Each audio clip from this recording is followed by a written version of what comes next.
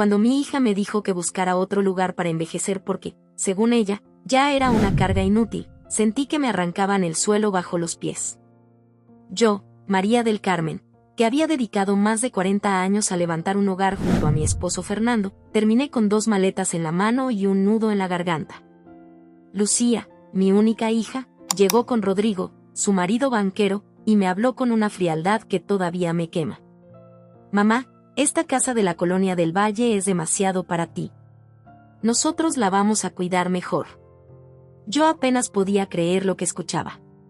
La fachada de preocupación escondía algo más, codicia pura. Durante semanas me presionaron con folletos de residencias para adultos mayores en Coyoacán, como si de verdad me estuvieran haciendo un favor. Y yo, atrapada en mi dolor tras la muerte de Fernando, no veía el veneno detrás de sus sonrisas falsas. El golpe final llegó un martes cualquiera, cuando Lucía entró con 2 maletas nuevas. No para mí, sino para mudarse a mi propia casa. Yo estaba sentada en la sala, viendo una foto de mi boda, cuando soltó la frase que todavía me retumba: mamá, ya hablamos y tomamos una decisión. Rodrigo recibió un ascenso y necesitamos mudarnos ya. Esta casa es ideal para nuestra familia. ¿Cómo que mudarse? Alcancé a decir. Esta es mi casa. La sonrisa de Lucía se desvaneció y en su lugar apareció esa mirada dura que antes solo usaba con desconocidos. En realidad, mamá, no. Según el testamento de papá, todo me corresponde a mí. Te he dejado vivir aquí por compasión, pero ya es hora de que busques tu propio lugar.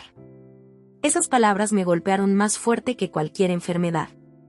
43 años de matrimonio reducidos a 3 sílabas. Solo la esposa. Eso era yo para ella. Solo la que cocinó, la que limpió, la que sostuvo la casa para que todos brillaran.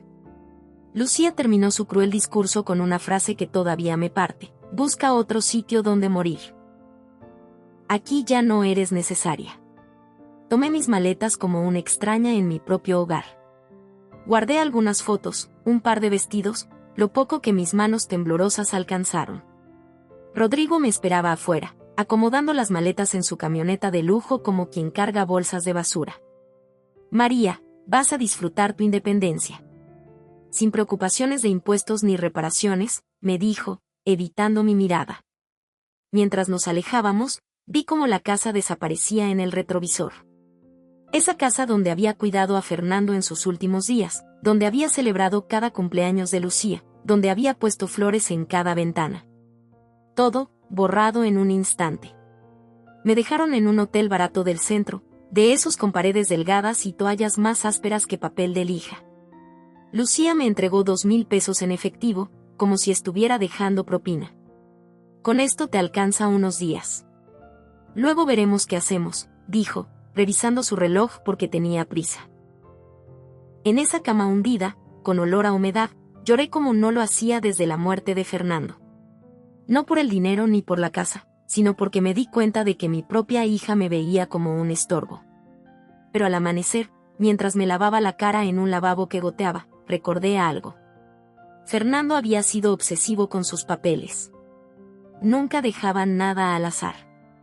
Yo había visto su testamento años atrás, y lo que Lucía decía no coincidía. Él nunca me habría dejado en la calle. Con el poco dinero que me quedaba, tomé un camión hacia la colonia Roma, donde estaba la oficina del licenciado Herrera, el abogado que durante décadas atendió a Fernando. Al llegar, la secretaria me miró con sorpresa. ¿Doña María? El licenciado se preguntaba cuándo vendría. Llamó varias veces a su casa, pero su hija le dijo que usted estaba de viaje. ¿De viaje? Lucía había mentido incluso para impedir que yo supiera la verdad. El licenciado Herrera me recibió con calidez. Un hombre mayor, de cabello canoso y lentes delgados, que había visto crecer nuestra familia desde la compra de la casa. Doña María, qué gusto verla, ¿podemos hablar del testamento de don Fernando? Me temblaban las manos. Licenciado, Lucía me dijo que mi esposo le dejó todo a ella, y que yo no tengo derecho a nada. El hombre abrió un archivo grueso y lo colocó frente a mí. Eso es imposible. Don Fernando fue muy claro en sus últimas voluntades. Mire usted. Mientras leía, las lágrimas me nublaban los ojos. El testamento decía claramente: yo, Fernando Ortega, dejo a mi amada esposa María del Carmen la casa en la Colonia del Valle, con todos sus bienes, además del 70% de mis cuentas e inversiones. A mi hija, Lucía Ortega, le dejo $10 millones, a entregarse en su cumpleaños número 45, siempre y cuando haya tratado a su madre con respeto y dignidad tras mi muerte. Me quedé en silencio. Fernando lo había previsto. Había visto lo que yo no quería aceptar, el hambre de dinero de nuestra hija. El abogado suspiró. Doña María, lo que su hija ha hecho es fraude, además de abuso contra un adulto mayor. Es un delito grave. Yo no podía creerlo. Mientras yo me consumía en mi dolor, Lucía había forjado documentos y me había echado de mi propia casa, sabiendo que la verdadera herencia era mía. Fue en ese momento que sentí algo dentro de mí cambiar. Ya no era la viuda débil que todos podían manejar. Era la mujer que había sobrevivido a la traición más dura. Antes de seguir, quiero pedirte algo a ti que escuchas mi historia. Escribe en los comentarios si alguna vez tuviste que empezar de cero en tu vida. No importa si fue por dinero, salud o familia. Compartirlo aquí puede dar fuerzas a alguien que hoy siente que no puede salir adelante. Este espacio es más que un video, es una comunidad donde nos apoyamos unos a otros. El licenciado Herrera me explicó que lo primero era congelar las cuentas y notificar al banco. Lucía creía que controlaba millones, pero en cuestión de horas todo quedaría bloqueado. Mientras él hacía llamadas, yo pensaba en mi hija y en Rodrigo, probablemente celebrando en Polanco con el dinero que creían suyo. No sabían que en menos de un día todo se vendría abajo. El abogado levantó la vista y me dijo con firmeza: Doña María, está a punto de recuperar no solo lo que le corresponde, sino también el respeto que le negaron.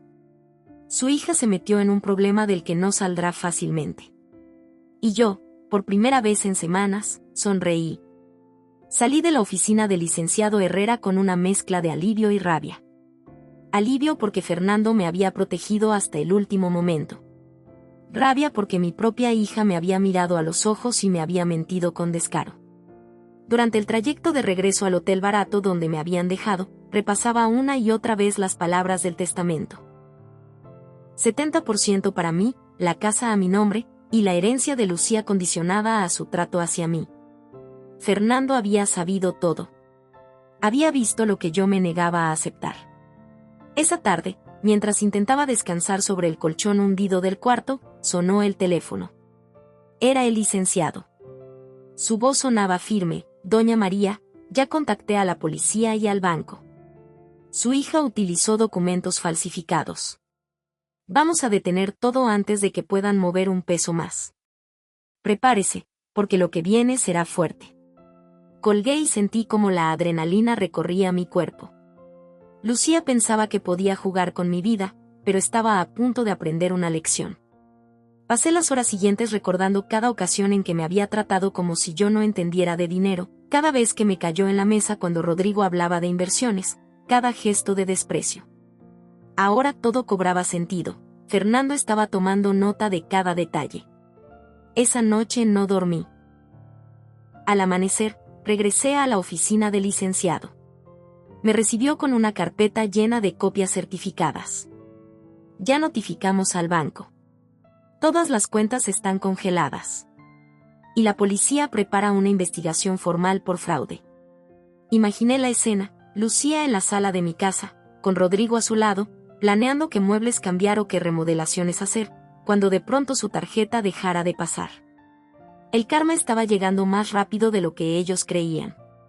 A las 3:47 de la tarde, sonó mi celular. El nombre de Lucía apareció en la pantalla. Contesté y escuché su voz, cargada de enojo y miedo. Mamá. Algo raro pasa con las cuentas.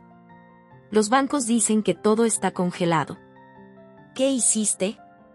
Estoy en la oficina del licenciado Herrera, hija. ¿Lo recuerdas? El abogado de tu papá. El que leyó el testamento verdadero, mientras tú le dijiste que yo estaba de viaje. El silencio al otro lado fue brutal. Pude casi escuchar cómo su mente intentaba maquinar una salida. Mamá, no entiendo qué crees haber descubierto. Lo que descubrí es que me mentiste. Que falsificaste documentos. Que me echaste de mi casa cuando sabías perfectamente que Fernando me la había dejado a mí. Su tono cambió de súplica a manipulación. Mamá, te confundieron. El dolor te hace ver cosas que no son. Yo solo quería ayudarte. Respiré hondo. Lucía, no solo no heredaste nada, sino que la parte que te correspondía ahora también es mía. Tu padre dejó muy claro que si me tratabas con desprecio, perderías tu herencia. Y eso fue exactamente lo que hiciste. Hubo un jadeo al otro lado. Eso es imposible. Pregúntale a la detective Rodríguez, que está aquí mismo escuchando la llamada. El silencio se volvió insoportable. Finalmente, Lucía habló con voz quebrada. Mamá, por favor, no hagas esto. Colgué sin darle más explicaciones. El licenciado me miró con aprobación. Doña María, esto apenas comienza. Su hija y su marido enfrentarán cargos serios. Y usted, después de tantos años, por fin tendrá justicia. Me recosté en la silla y, por primera vez, sentí que recuperaba un poco de control sobre mi vida. No solo tenía la herencia. Tenía la dignidad que ellos me habían intentado arrebatar. Esa misma noche, la policía allanó mi casa. Detectaron los documentos falsificados que Lucía había usado para hacer trámites en los bancos. Rodrigo también quedó bajo sospecha. Como banquero, tenía acceso a contactos que podían fabricar ese tipo de papeles. Todo apuntaba a que no era una improvisación, sino un plan calculado. Horas después, recibí un mensaje de Rodrigo. Doña María, resolvamos esto en privado. No arruiné la vida de su hija. Piense en sus nietos. Le mostré el mensaje a la detective Rodríguez. Ella solo levantó una ceja. Manipulación emocional. Un clásico. No caiga. Le respondí con una frase que me salió del alma. Estoy pensando en mis nietos. Ellos merecen saber lo que pasa cuando alguien roba a su propia madre. Rodrigo no volvió a contestar. A las 8:30 de la noche, Lucía fue detenida en un restaurante de Polanco donde cenaba con amigos, celebrando su nueva vida. Los meseros contaron después que gritó por arresto falso y exigió llamar a un abogado. El problema es que ese abogado resultó ser un amigo de golf de Rodrigo, sin experiencia en derecho penal. Fue inútil. Rodrigo cayó al día siguiente, en su oficina. Un perito descubrió que los documentos falsificados habían sido impresos en la misma empresa que él usaba para mover papeles turbios en sus negocios. Todo encajaba. Mientras tanto, yo volví a la casa. Entrar a mi recámara después de semanas fue como abrir un cofre lleno de recuerdos. Fernando había organizado cada rincón con precisión, y ahora todo estaba revuelto con las cosas de Lucía: ropa cara, cosméticos, bolsas. Metí todo en bolsas negras y las dejé en la puerta. Que viniera por ellas cuando la dejaran salir bajo fianza, si es que lo lograba. Me acosté en mi cama y suspiré. No porque la pesadilla hubiera terminado, sino porque había recuperado el espacio donde pasé mi vida. El silencio se sentía diferente, como si ahora la casa me perteneciera de verdad. Al día siguiente, el licenciado me llamó. Lucía tiene una fianza de $50,000. Rodrigo, de 200,000. Y como sus cuentas están congeladas, dudo que logren pagar. Yo apenas podía creer lo que escuchaba. El juez había visto lo mismo que yo, que no eran errores, sino crímenes con plena intención. A mediodía, recibí otra llamada inesperada. Una periodista de un canal nacional quería entrevistarme. Había corrido la noticia. Una mujer mayor, víctima de abuso por parte de su hija y su yerno, había recuperado todo gracias a la ley. Su historia puede inspirar a muchas personas, Doña María. Hay muchos adultos mayores que no saben cómo defenderse. Yo dudé. No me gustaba la idea de exhibir a Lucía públicamente, pero entendí el valor que podía tener para otros. Lo pensaré, respondí. Esa tarde, con una copa de vino que Rodrigo había regalado en Navidad, brindé sola en mi cocina. Un vino que creían suyo, pero que en realidad había sido comprado con lo que ahora era legalmente mío. No era venganza todavía. Era justicia. Y apenas iba comenzando. La primera noche que pasé de vuelta en mi casa fue extraña. No porque Fernando ya no estuviera, sino porque por fin sentía que aquel lugar era mío. Durante décadas lo había mantenido como un santuario para él y para Lucía, sus gustos, sus colores, sus reglas. Yo solo era la sombra que mantenía todo funcionando. Pero ahora, mirando esas paredes, entendí que estaba a punto de rediseñar mi vida desde cero. El licenciado Herrera me llamó temprano. Doña María, ya fijaron las fianzas. Lucía necesitará $50,000, Rodrigo 200,000. Y con las cuentas congeladas, no veo de dónde sacarán el dinero. Sus palabras me supieron a victoria. No era rencor, era justicia. Ese mismo día recibí otra sorpresa. Una periodista de un noticiero nacional tocó a mi puerta. Señora María del Carmen, sabemos de su caso. Su historia puede abrir los ojos a miles de adultos mayores que sufren abusos de sus propios hijos. ¿Aceptaría una entrevista? Dudé, pero comprendí que contar mi verdad no era solo exhibir a Lucía, era mostrar a otros que había esperanza. Pedí tiempo para pensarlo. Por la tarde, encendí una de las botellas de vino caro que Rodrigo había llevado en Navidad. Lo bebí en mi cocina, sola, con una sonrisa. Era simbólico, yo disfrutando de algo que ellos compraron creyendo que lo controlarían, cuando en realidad siempre me perteneció. La detective Rodríguez pasó a visitarme esa noche con un informe. Tenemos pruebas claras contra su hija y su yerno. El juez se mostró firme, habrá cargos serios. Y además, estamos investigando si Rodrigo tenía historial previo de fraudes financieros. La escuché con atención. Saber que la justicia avanzaba me daba calma. No había terminado de asimilarlo cuando al amanecer del día siguiente alguien tocó el timbre. Me asomé por la ventana y vi a Lucía, con la ropa arrugada de la noche anterior y la cara demacrada. Había salido bajo fianza. Abrí la puerta, pero no la invité a entrar. Mamá, tenemos que hablar, dijo, con lágrimas en los ojos. Ya hablamos, Lucía. Tú me dijiste que buscara dónde morir. Y lo hice, pero encontré dónde vivir. Sus labios temblaban. Me equivoqué, mamá. Hice cosas terribles, pero sigo siendo tu hija. Hija. Le respondí con la voz más firme que encontré.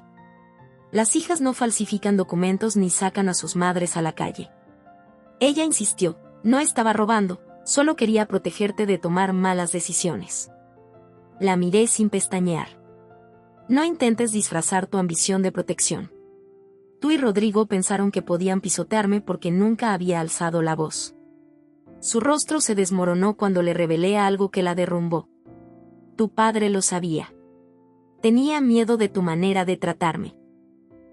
Por eso cambió el testamento. De hecho, dejó un video para ti, por si algún día dudabas. Saqué mi teléfono y reproduje la grabación. La voz de Fernando llenó la entrada. Lucía, si estás viendo esto, significa que mis temores eran ciertos. Esperaba equivocarme, esperaba que fueras más noble. Pero si tu madre está mostrando este video, es porque la trataste con desprecio. Te advierto, perderás todo. Lucía cayó de rodillas en el pórtico, llorando como nunca la había visto. Ya no eran las lágrimas falsas que usaba para manipular. Eran las de alguien que por primera vez se veía a sí misma sin máscara. Él me odiaba, balbuceó. No, Lucía.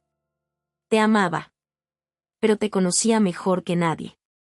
Tú elegiste confirmar sus miedos. Me miró como una niña perdida. ¿Qué va a pasar conmigo? Lo que siempre pasa cuando uno toma malas decisiones, consecuencias. Vas a enfrentar cargos, vergüenza pública y el peso de lo que hiciste. Intentó tomarme de la mano, pero la retiré. No era crueldad, era dignidad. 3 días después, recibí otra visita inesperada, la madre de Rodrigo, doña Elena, una mujer altiva, vestida con joyas y perfume caro. Entró como si fuera la dueña del lugar. Señora María, tenemos que resolver esto civilizadamente. Rodrigo solo cometió un error por seguir a Lucía. No merece prisión. Me indigné. Su hijo falsificó documentos, planeó el fraude y me expulsó de mi casa. Eso no es un error, es un crimen. Ella sonrió con arrogancia. Podemos llegar a un acuerdo. La familia de Rodrigo está dispuesta a ofrecerle $5 millones a cambio de que retire los cargos. Sentí rabia y asco. Querían comprar mi silencio como si todo esto fuera un malentendido. ¿5 millones? ¿Por perdonar que casi me dejaran en la calle y que me robaran la herencia de toda una vida? Seamos realistas, señora. Usted nunca supo manejar dinero. Esta cantidad es suficiente para que viva cómoda. No necesita más.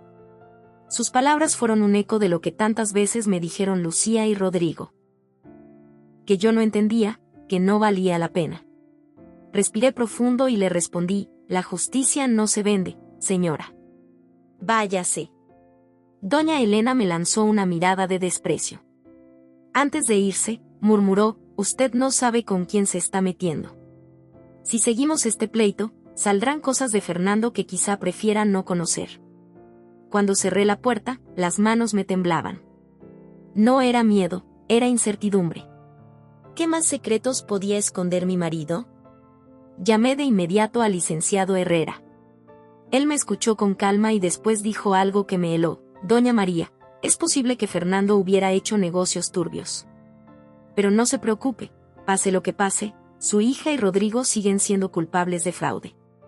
Esa noche no pude dormir. Empecé a revisar los viejos archivos que Fernando guardaba en su estudio.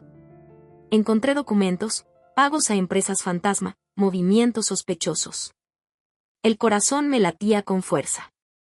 ¿Acaso toda nuestra vida había estado construida sobre un secreto oscuro? El licenciado me recomendó una investigadora privada, la señora Chen. Una mujer meticulosa, que revisó cada papel con lupa. A las pocas horas me dio la noticia que jamás imaginé escuchar. Doña María, su esposo lavaba dinero para grupos criminales. Millones pasaron por sus manos durante más de 10 años. Sentí un mareo. Me agarré del escritorio para no caer. Fernando, el hombre que me traía flores en cada aniversario, resultaba ser también un hombre que había escondido una doble vida. Chen me explicó con detalle. Los 10 millones que dejó a Lucía provenían de esos fondos sucios. Si la fiscalía lo descubre, pueden confiscarlo todo. Me senté en silencio, incapaz de procesar tanto. No solo me habían traicionado mi hija y mi yerno. También mi marido había vivido una vida que nunca me mostró. Esa misma noche, recibí una llamada de Lucía desde un número desconocido. Su voz sonaba diferente, más calculadora que arrepentida. Mamá, tenemos que hablar. Hay cosas de papá que cambian todo. Rodrigo y sus abogados ya contactaron al FBI. Podemos negociar, tú te quedas con 5 millones y la casa. Ellos se libran de los cargos. Todos ganamos. Cerré los ojos. Era brillante, pero enfermo. Lucía quería usar los pecados de su padre para lavar los suyos. ¿Me estás pidiendo que sea cómplice de ustedes? Te estoy pidiendo que seas práctica.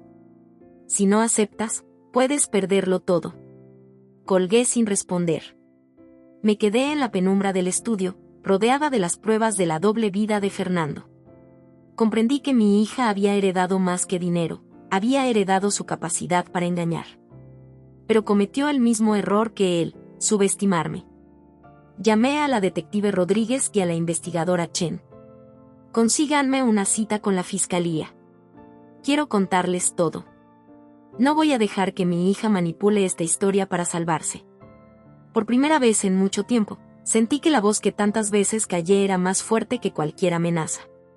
La reunión con la fiscalía se fijó para la mañana siguiente.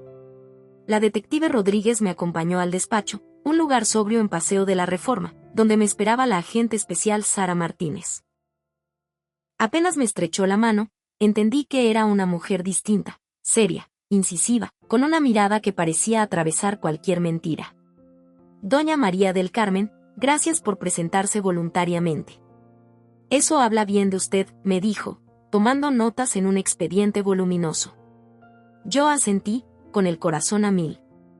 Prefiero decirles la verdad antes de que mi hija intente manipular todo a su favor. Durante horas relaté todo, las falsificaciones de Lucía, la complicidad de Rodrigo, el intento de extorsión con los secretos de Fernando. No oculté nada. La agente Martínez me escuchaba con atención, sin interrumpir. Al final, cruzó las manos y sonrió apenas. ¿Tiene miedo de perderlo todo, señora?, me preguntó.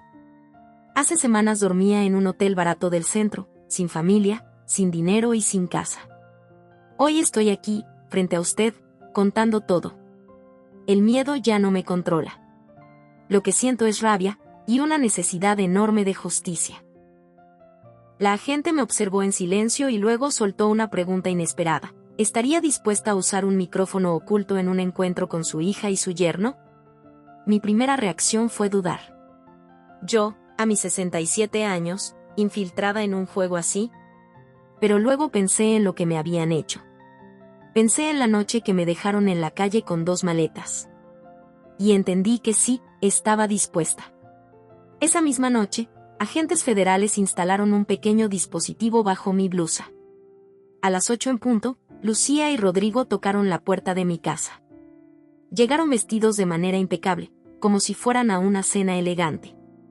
Rodrigo cargaba un portafolio, probablemente lleno de documentos de su supuesto acuerdo. «Mamá, te ves mucho mejor», me dijo Lucía, intentando sonar cariñosa. Yo respiré hondo. La claridad me ha hecho bien. Nos sentamos en la sala. Rodrigo abrió el portafolio con calma. «Señora María, nuestros abogados han preparado todo. Usted conserva la casa y 5 millones en activos limpios. A cambio, olvida este asunto y no se filtra nada del pasado de don Fernando. Activos limpios». La expresión me revolvió el estómago. ¿Y los 33 millones que me dejó mi esposo?, pregunté. Rodrigo sonrió con condescendencia. Ese dinero está contaminado. No se puede separar de los negocios irregulares. Créame, 5 millones es lo máximo que puede obtener. Lucía intervino, nerviosa. «Mamá, es lo mejor para todos. Tú ganas seguridad y nosotros dejamos atrás este malentendido». No pude evitar reírme. ¿Malentendido? Falsificaron documentos, me sacaron de mi casa y quisieron hacerme pasar por loca. Eso no es un malentendido, es un crimen. Rodrigo intentó recuperar el control. Lo importante es que nadie salga más dañado. Todos tenemos reputaciones que proteger. Me incliné hacia ellos. Díganme, ¿cuándo se enteraron de las actividades de Fernando? ¿Desde siempre o solo cuando intentaban robarme? Ambos se miraron, incómodos. Lucía titubeó. «No importa». «Sí importa», interrumpí. «Porque si lo supieron desde hace tiempo y callaron, son cómplices. Y si lo descubrieron al falsificar papeles, son aún más torpes de lo que pensaba». Rodrigo intentó levantarse. Esta conversación terminó. Fue entonces cuando 3 agentes federales irrumpieron en la sala. La agente Martínez se adelantó mostrando su placa.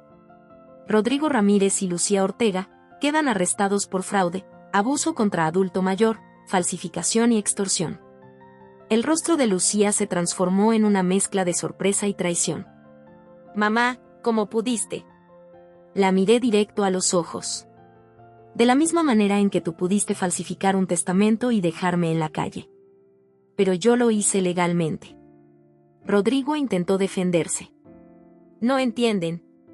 Si esto sale a la luz, hay personas muy poderosas que no estarán contentas». La agente Martínez lo miró con frialdad. ¿Está amenazando a una testigo federal? El silencio fue su respuesta. Lo esposaron frente a mí. Mientras se los llevaban, la agente se volvió hacia mí. «Señora, tal vez no lo sepa, pero su esposo no solo estaba implicado en esos negocios. También era informante nuestro desde hace más de una década. Colaboraba con el FBI en operaciones contra familias criminales». Me quedé helada. ¿Está diciendo que Fernando trabajaba con ustedes? Así es. Lo que parecía lavado de dinero era en realidad parte de una operación encubierta. Gracias a él se lograron decenas de arrestos y el aseguramiento de cientos de millones. El dinero que le dejó es legal. Lo suyo no corre peligro. Las lágrimas me llenaron los ojos. Durante semanas había pensado que toda mi vida había sido una mentira. Pero en realidad, Fernando había cargado con un secreto enorme para protegernos. ¿Por qué nunca me lo dijeron?, pregunté. Porque la operación estaba en curso. Y porque necesitábamos asegurarnos de que usted no estaba involucrada. Paradójicamente, la avaricia de su hija nos ayudó a confirmarlo. Sentí que un peso gigantesco se deshacía de mi espalda. Sí, Fernando había llevado una doble vida, pero no como criminal, sino como alguien que arriesgaba todo por desmantelar un imperio ilegal. La agente me puso una mano en el hombro. Ahora la decisión es suya, señora. Puede seguir adelante con su vida, con todos sus bienes en orden, y convertirse en ejemplo para otros. Esa noche dormí como no lo hacía desde hacía meses. 3 días después, la prensa ya hablaba de mi caso. Me buscaban no solo como víctima, sino como símbolo. Me ofrecieron entrevistas, incluso la propuesta de un documental. Y aunque al principio dudaba, comprendí que mi historia podía servir. Miles de personas mayores podían estar viviendo abusos similares y necesitaban saber que había salida. Pero lo más duro vino después. Lucía, desde prisión preventiva, me escribió cartas. Decía que estaba arrepentida, que había perdido el rumbo, que quería una segunda oportunidad. Las primeras las abrí, eran excusas mal disfrazadas. Las demás ni siquiera quise leerlas. Mi decisión fue clara, algunas traiciones no tienen perdón. Los días siguientes fueron un torbellino. Aunque la agente Martínez me había asegurado que el dinero y la casa estaban protegidos, no dejaba de sentir que la tormenta apenas comenzaba. La prensa no paraba de tocar la puerta, los vecinos cuchicheaban al verme salir, y en el fondo de mi mente rondaba la amenaza que Rodrigo había lanzado: no sabe con quién se está metiendo. Yo trataba de enfocarme en lo mío. Llevaba semanas pensando en transformar la casa. Esa casa que por décadas había sido un museo de los gustos de Fernando, ahora sería un reflejo de mí. Llamé a un arquitecto joven, recomendación del licenciado Herrera, y juntos hicimos un plan. El estudio que Fernando usaba para guardar papeles lo convertiría en mi taller de pintura. La bodega destinada a botellas caras se volvería una pequeña biblioteca. Por primera vez en la vida estaba decidiendo cómo quería vivir. Pero la calma duró poco. Una mañana sonó el timbre y al abrir encontré a doña Elena, la madre de Rodrigo. Llegó impecable, con un perfume intenso y una mirada altiva. Entró como si viniera a darme órdenes. Señora María, venimos a hablar como gente civilizada. Rodrigo cometió errores, pero usted sabe que no merece cárcel. Me indigné. ¿Errores? Su hijo me sacó de mi casa, falsificó documentos y planeó robar millones. Eso no es un error, es un crimen. Ella no perdió la compostura. Las familias respetables saben resolver las cosas entre ellas. Estamos dispuestos a ofrecerle dinero para dejar esto atrás. ¿Dinero?, pregunté, incrédula. $5 millones. Usted se queda con la casa y esa suma, y mi hijo evita la vergüenza de un juicio. Respiré hondo, intentando no explotar. Su hijo y mi hija intentaron destruirme. No hay dinero que borre eso. El rostro de doña Elena se endureció. Si insiste en seguir adelante, puede salir lastimada. Hay secretos de Fernando que usted no querría ver expuestos. Su amenaza me heló. Después de que se fue, marqué al licenciado Herrera. Él me escuchó con calma y dijo: Doña María, lo más probable es que intenten embarrar la memoria de don Fernando. Pero eso no borra los delitos de Lucía y Rodrigo. No ceda. Esa noche me senté en el estudio y abrí los viejos archivadores que aún conservaba. Papeles amarillentos, facturas, movimientos bancarios.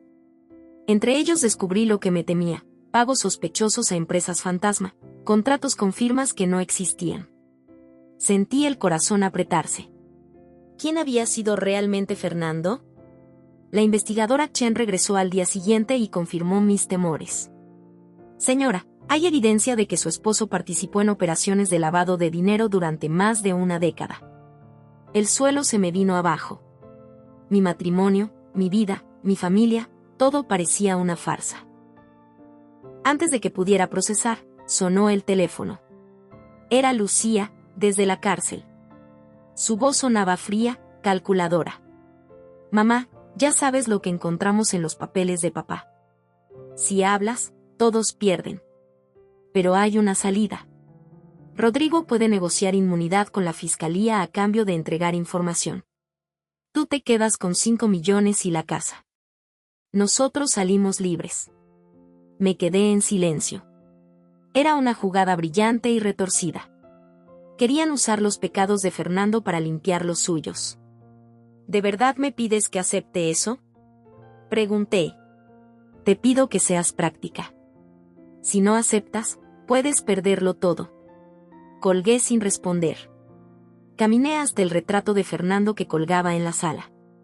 Durante años lo había mirado con amor. Esa noche lo miré con rabia. Había escondido un secreto enorme, y ahora ese secreto era el arma que mi hija usaba contra mí. Pero también entendí algo: yo no era la mujer débil que habían dejado en un hotel barato semanas atrás. Yo tenía voz, y por primera vez en mi vida estaba dispuesta a usarla. Llamé a la agente Martínez. Quiero reunirme con ustedes de inmediato. No voy a dejar que mi hija manipule esta historia. Estoy lista para contar todo. La agente aceptó. En pocas horas me encontraba en una sala con paredes grises, rodeada de carpetas y grabadoras. Les entregué cada documento, cada sospecha, cada detalle que había encontrado en los papeles de Fernando. Hablé de la amenaza de doña Elena, de la llamada de Lucía, de la presión para aceptar un acuerdo. La agente me escuchó sin interrumpir. Cuando terminé, me dijo: Doña María, usted no es la acusada aquí. Usted es la víctima. Y vamos a demostrarlo. Pero necesitamos su ayuda. Lo que necesiten, respondí, sin dudar. Queremos que se reúna de nuevo con su hija y Rodrigo, fingiendo que va a aceptar el trato. Llevará un micrófono oculto. Eso nos dará la prueba definitiva de extorsión. Mi primera reacción fue un escalofrío. Yo, infiltrada otra vez. Pero la rabia fue más fuerte. Si esa era la manera de acabar con todo, lo haría. Esa noche me puse el dispositivo bajo la blusa. Mis manos temblaban, pero mi decisión era firme. A las 8, Lucía y Rodrigo llegaron puntuales, vestidos de traje, con un aire de falsa elegancia. Rodrigo abrió su portafolio y comenzó: Señora, con este acuerdo todos ganamos. Usted queda protegida, nosotros libres, y nadie más sufre. Lucía añadió: Mamá, por favor, no destruyas a la familia. Los miré, respiré hondo y dije: ya destruyeron la familia ustedes. En ese momento, la puerta se abrió de golpe y entraron la agente Martínez y 2 oficiales. Con voz firme, anunció: Lucía Ortega y Rodrigo Ramírez quedan arrestados por extorsión y conspiración. La cara de Lucía fue un retrato de incredulidad. Mamá, ¿cómo pudiste traicionarme? La miré sin pestañear. De la misma manera en que tú me sacaste de mi casa. Los esposaron frente a mí. Y mientras se los llevaban, comprendí que, por primera vez en décadas, yo tenía la última palabra. El silencio en la casa después de que se llevaron a Lucía y Rodrigo fue extraño. No era la calma de la victoria, sino una sensación de vacío. Caminé por las habitaciones con una mezcla de alivio y cansancio. Había recuperado mi hogar, sí, pero también había perdido algo irremediable, la idea de que mi hija siempre estaría de mi lado. La agente Martínez me explicó al día siguiente que la investigación se ampliaría. Rodrigo tenía vínculos con firmas extranjeras, y Lucía había firmado varios documentos que la comprometían aún más. Ambos enfrentarían años de prisión si la justicia seguía su curso. Doña María, ahora lo importante es que usted se concentre en reconstruir su vida, me dijo con tono firme. Yo asentí, aunque dentro de mí sabía que esa vida jamás sería la misma. Con el paso de las semanas, las cartas de Lucía empezaron a llegar. Decía que estaba arrepentida, que había cometido errores, que quería otra oportunidad. Al principio abrí las primeras, pero me di cuenta de que solo buscaba justificar lo injustificable. De ahí en adelante, las dejé cerradas en un cajón. Algunas heridas no se curan con palabras. Mientras tanto, los medios no soltaban el caso. Mi historia apareció en periódicos y noticieros. Me llamaban la madre que venció al abuso y querían convertir mi experiencia en un documental. Al principio dudaba, pero comprendí que contar lo que viví podía ayudar a otros adultos mayores a no callar. Acepté con una condición, que una parte de las ganancias se destinara a apoyar a quienes sufren abusos similares. Así nació la Fundación María del Carmen, dedicada a brindar asesoría legal y psicológica a personas mayores víctimas de estafas familiares. Usé 15 millones de mi herencia para levantarla, y pronto empezamos a financiar casos en todo el país. Una mañana, mientras revisaba papeles con mi asesora financiera, la doctora Sarah Chen, hermana de la investigadora que descubrió la verdad sobre Fernando, ella me preguntó: ¿alguna vez se arrepiente de haber expuesto todo esto? La miré y sonreí con cansancio. Hace meses estaba en un hotel barato, con 2 maletas y sin rumbo. Hoy tengo una casa renovada, una fundación y un propósito. No me arrepiento de nada. El estudio de la casa se convirtió en mi taller de pintura. Redescubrí un amor que había abandonado cuando me casé. Cada trazo era una forma de sanar, de soltar. Pinté autorretratos, paisajes, recuerdos. Un día me detuve frente a un cuadro en el que aparecía una mujer mayor de pie, bañada por la luz del sol, con el rostro firme. No era la viuda derrotada de meses atrás, era yo, renacida. No todo era fácil. Doña Elena volvió a buscarme una vez más. Quería que intercediera para reducir la condena de Rodrigo. Esta vez no me molesté en discutir. Le abrí la puerta y le dije con calma: su hijo y mi hija hicieron sus elecciones. Ahora deben enfrentarlas. Y cerré sin esperar respuesta. La verdad sobre Fernando también terminó por salir a la luz. Los federales confirmaron que durante más de una década había sido informante en una operación encubierta contra familias criminales. Su colaboración llevó a decenas de arrestos y al decomiso de fortunas ilícitas. El dinero que me dejó era legítimo. Eso cerró un círculo que me atormentaba. Mi esposo no había sido un criminal, sino un hombre que cargó con un secreto para protegernos. El día que la agente Martínez me dio esa noticia lloré como no lo hacía desde su muerte. Esta vez no era dolor, era alivio. 6 meses después, la vida era otra. La casa en la del Valle brillaba distinta, ventanas nuevas, estantes repletos de libros, cuadros pintados por mí en las paredes. La fundación ya había ayudado a decenas de adultos mayores. Y mi nombre aparecía en conferencias, artículos y programas dedicados a prevenir el abuso familiar. Lucía y Rodrigo fueron condenados a 18 meses de prisión cada uno. El juicio fue público, y la vergüenza cayó sobre ellos como una losa. Para mí, no fue venganza, fue justicia. Una tarde recibí la visita de mi abogada, con la última carta de Lucía. Me preguntó si quería leerla. La miré, respiré hondo y respondí: no. Esa relación murió el día que me echó de mi casa. Me quedé viendo a mis nietos en una foto que tenía en la sala. Los quiero, pero su relación conmigo será decisión de ellos cuando crezcan, no un puente que Lucía pueda usar para manipularme. Hoy, cuando camino por mi casa, siento algo que no conocía: libertad. Ya no vivo bajo las decisiones de un esposo dominante ni bajo el control de una hija ambiciosa. Vivo bajo mis propias reglas. Aprendí que la familia no siempre está definida por la sangre, sino por quienes te apoyan cuando eres vulnerable. Para mí, ahora mi familia son las personas que luchan conmigo en la fundación, los adultos mayores que recuperan su dignidad, los amigos que no me dejaron caer. Mientras pinto en mi taller, pienso en lo que la vida me enseñó, que a veces el peor dolor abre la puerta a la transformación más grande. Y que el mejor castigo no es vengarse, sino convertirse en todo lo que tus enemigos nunca imaginaron que podría ser. Gracias por escuchar mi historia. Y recuerda, tu voz importa, aunque te quieran silenciar.